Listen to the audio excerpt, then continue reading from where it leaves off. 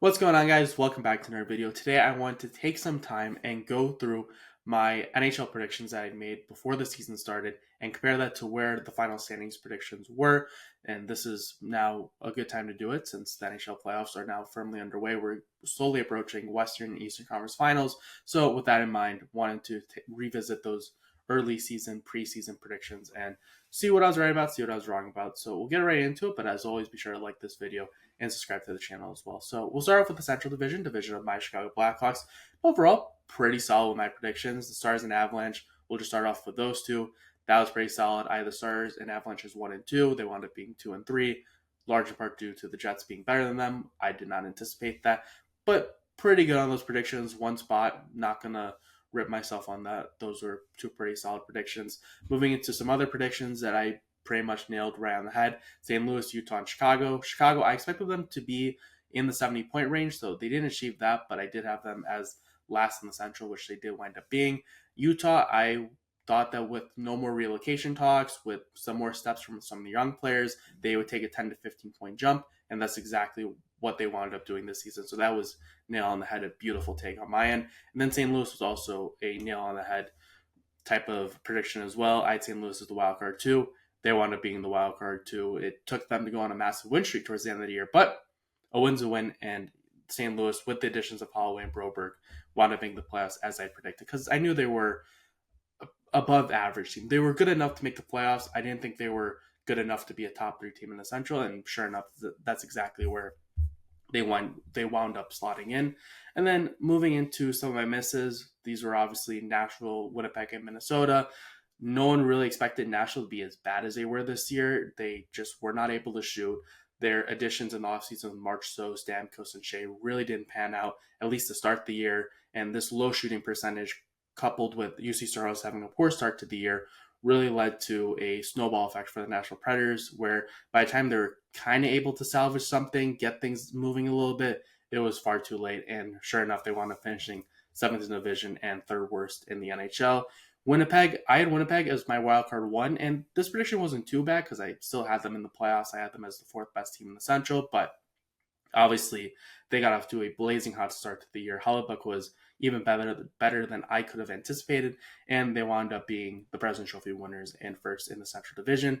And last but not least, Minnesota. I had Minnesota as a very average team, probably in that 82 to 86 point range, but they wound up being the wild card 1, having a pretty solid year. And this, again, similar to the Jets, they got off to a really good start to the year, and although they were dealing with injuries and dealing with some other stuff, they were able to put together a decent enough rest of the season to still get the wildcard 1 spot, even though things got a little close towards the end. But once again, overall, Central Division wasn't too bad. I'd say 5 of the 8 were pretty solid predictions, with 3 of those being dead on, and then 3 predictions where 3 teams where I was pretty far off on. So overall, not too bad. All right, now moving over to the Pacific. The Pacific was a little worse than the Central.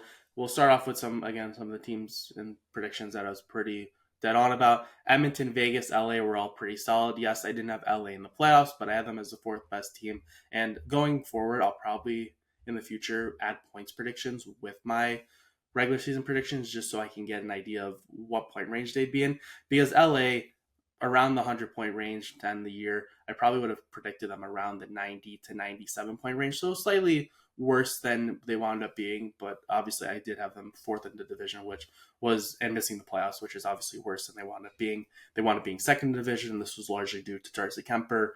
A lot of people didn't really know what type of Darcy Kemper the Kings would be getting after their trade of Pierre-Luc Dubois, but they wound up getting a really solid Darcy Kemper, who is a Vezina Trophy finalist. Probably won't win it because Connor Hellebuyck, but nonetheless, a Vezina finalist is pretty solid for your starting goaltender for LA. And then Edmonton and Vegas. I had Edmonton first, Vegas third. Those teams wound up being flipped. Thought Vegas would be a little worse off with losing Chandler Stevenson and another notable name in Jonathan Marchessault. And I expected Edmonton, with the pickups of Skinner, Arvidsson, and Janmark, to really help the depth and lead Edmonton to being the best team in the division. None of those signings really worked out for Edmonton, and Vegas really didn't take a step back. Eichel, they got production from Dorofeyev, Hurdle, who they picked up at last year's trade deadline. It was really was a team effort for the team and led Vegas to being first, but flipping 1 and 3rd, being in that same point range, honestly, wasn't too bad a prediction. Moving over to some teams that I was dead right on, Ducks and Sharks. I had the Ducks in the 75 to 80 point range. They finished with 78 points, so that was a fantastic prediction on my end. I thought the young talent would really help them this year take that next step, and that certainly is exactly what happened. Sharks were in last. I had them in last. Was pretty much a slam dunk outside of something insane happening, so I don't think I need to touch too much on that. That was pretty much a free spot on the bingo card. Easy to predict. And then some of the teams that I was off on, Vancouver, Seattle, and Calgary, I did not really think that the Vancouver Canucks would take such a step back, but Miller, Pettersson saga just completely threw off the entire locker room. When you're dealing with that type of stuff, it's really easy to forget about it and put it aside when you're winning. The Canucks got off to a really poor start. Then that whole conflict started to flare up, and then by the time JT Miller got traded, it was just too late. The damage had been done to the locker room, the damage had been done to the season, and it just felt like a complete waste of time on everyone's hand and more of just a throwaway season. So things really didn't work out for Vancouver, and I thought after last year they'd be a playoff team, second best team in the division, and obviously that didn't work out. Seattle, I thought Seattle would be more mid than I had anticipated. They were below mid. I thought Beniers and Wright would take big steps in their development this year, and that really didn't happen. And then lastly, the Calgary Flames. I still don't know how, to be honest, Calgary finished with 96 points, just missing the playoffs. Dustin Wolf was fantastic. He took on that number one goaltender role and played flawless in net. Was a big reason why they got to 96 points, but nothing really makes me feel upset about this prediction. I still don't know how in the world Calgary got 96 points. Flames fans want to let me know, as the people who are watching this team consistently, want to let me know how this team wound up being as good as they were. Let me know in the comments below. I'd certainly appreciate that insight. But yeah, I was really off on the Flames. I thought they'd be a bottom five team. Sellers tear everything down, but they want to be the exact opposite, and we'll see what happens next year with them. So once again, overall with the Pacific, I had my fair share of decent predictions in Edmonton, Vegas, and LA. I had my predictions that were really dead on in Ducks and Sharks, and then once again had some predictions that I was quite off with Vancouver, Seattle, and Calgary. Moving over from the Western Conference to the Eastern Conference, we'll get right into it with the Atlantic Division. And the Atlantic Division overall wasn't too bad. Florida, Toronto, Tampa, I predicted them to be in the top four, all in the playoffs. They wound up being in the top three, actually, all making the playoffs. And overall, not too much to really add to those predictions. They were all in the relative point range that I could have anticipated. The ordering of the three teams of where they wound up finishing in comparison to my predictions, as you can see, was a little different, but overall they finished again in the point range I would have anticipated.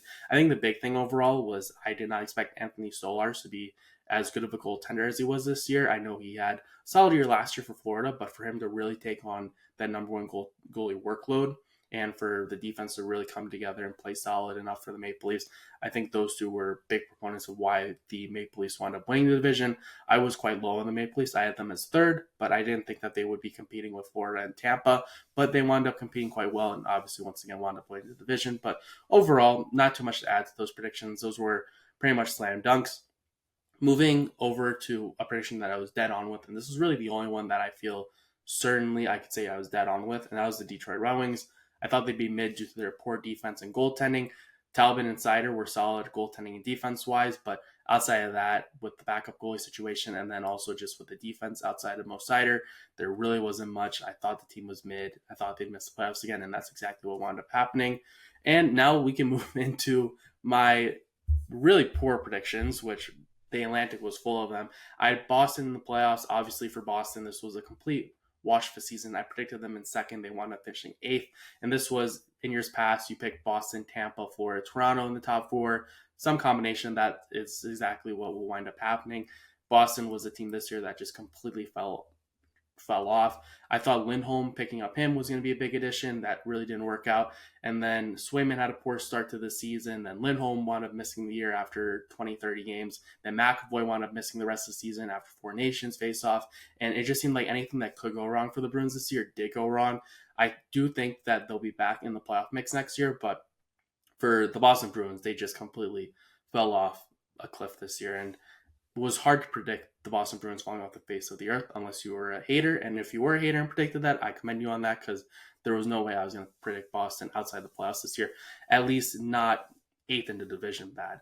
Moving over to another team that I was pretty off about, the Montreal Canadiens. I expected them once again to be a bottom five team. Still rebuilding, nothing crazy, probably in the mid to mid to high 60s range, around the 70-point mark, and they wound up making the wild card spot, large in part due to Lane Hudson having a breakout year, being fantastic. There's a reason why he's a Calder Trophy finalist, and also Nick Suzuki really emerging as the number one center this year. I think those two were big proponents of why the Montreal Canadiens wound up making the playoffs this year and made a big jump that even though I was off by 3 positions, I was far off of this prediction because I had Montreal Canadiens as one of the worst teams in the NHL, and they wound up being a playoff team, which was really impressive. So we'll see what happens with this team going forward because they're still really young, and with the full season of Ivan Demidov on top of it, next year the Canadiens are certainly a team that could certainly make the playoffs once again next year. Then last but not least, we have the group of 3 teams: Buffalo, Detroit, Ottawa. I already hit on Detroit. Out of Buffalo and then Ottawa, I wound up picking Buffalo in my wildcard 2 spot instead of Ottawa. This wound up not happening. The Sabres, once again, were disappointing.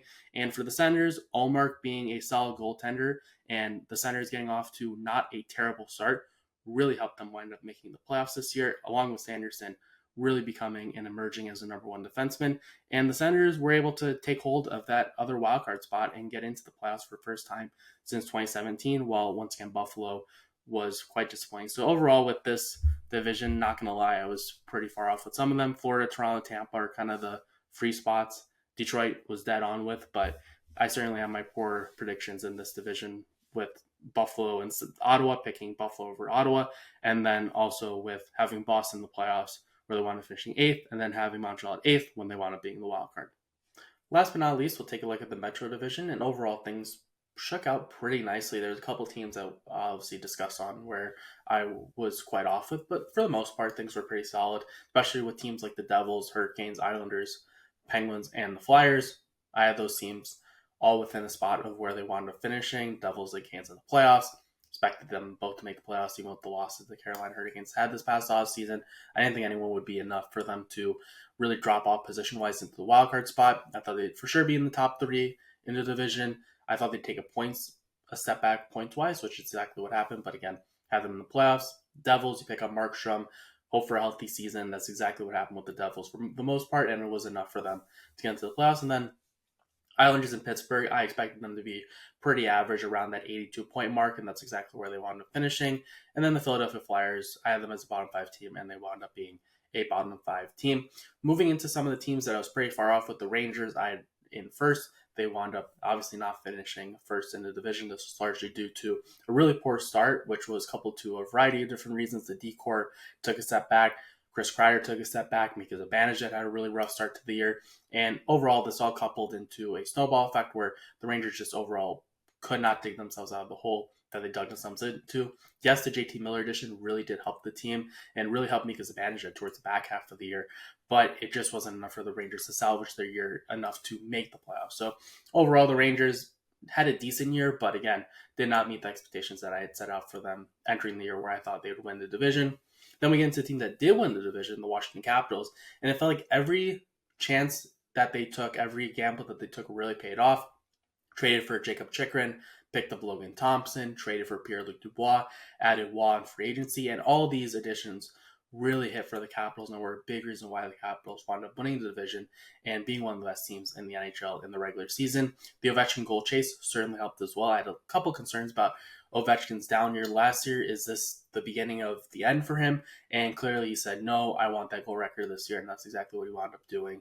So I was pretty off with the Capitals. I had them in that mushy middle, that mid area with the Islanders and Penguins, but they were certainly not mid, and all those additions that they made really paid off for them and coupled into a really solid season for them. And then last but not least, the Columbus Blue Jackets. I had them as a bottom 5 team, had them as the worst team in the Metro Division, and they had a fantastic year this year. Finished 4th, and similar story to the Montreal Canadiens. They had a lot of young players really step up for them and take that next step. I know Werenski isn't necessarily in that young conversation, but once again, he was a Norris finalist for a reason. He's a fantastic defenseman and really took a step up. Then you have Ken Johnson, Marchenko, Fantilli, all young forwards who also took a step up in that young forward core.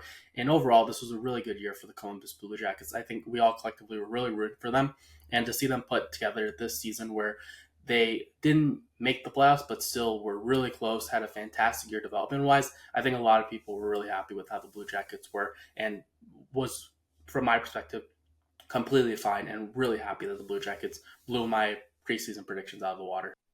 So that'll do it with that for my postseason debriefing, where I review my preseason predictions and then compare them to the actual standing predictions. Let me know in the comments below what were some predictions that you guys had that you guys were dead on with. What were some predictions that you were far off with? Love to hear in the comments below. Did you think that the Capitals were going to win the division? Did you think the Nashville Predators were going to fall off a cliff?